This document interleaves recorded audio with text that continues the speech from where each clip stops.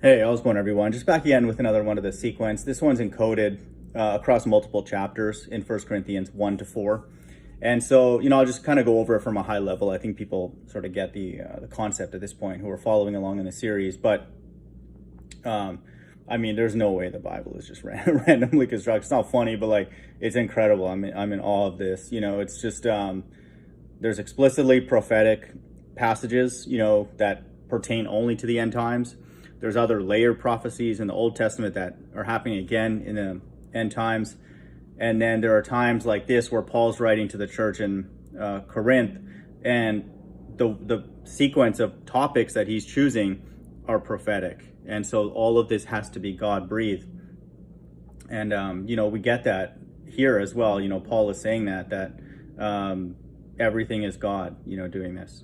And so this is an incredible thing. So I want people to understand all of the scriptures and everything interpreting it that ends up being correct is God doing it. And we'll start with that. 1 Corinthians 1:18, for the word of the cross is folly to those who are perishing, but to us who are being saved it is the power of God. That's in verse 18, 666. That's during the beast system in the last days that salvation will occur.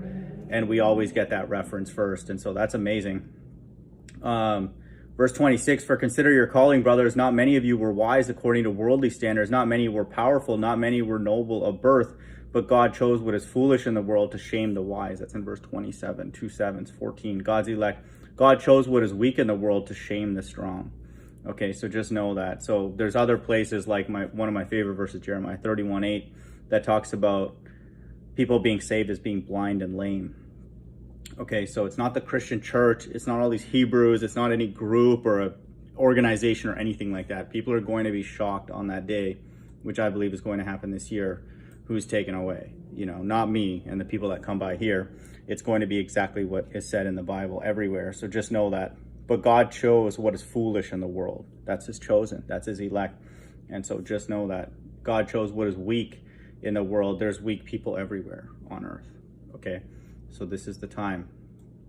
So first we have a reference to salvation, and then a very, very good description of those who are saved, which is consistent with everyone in the Bible, which is consistent with what's described everywhere in the Bible.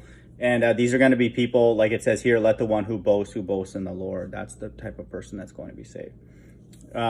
Okay, and so now in 1 Corinthians 2, it's proclaiming Christ crucified. So this is Paul preaching, but in the last days, it's going to be the gospel being preached. Okay, so that's one reference to that.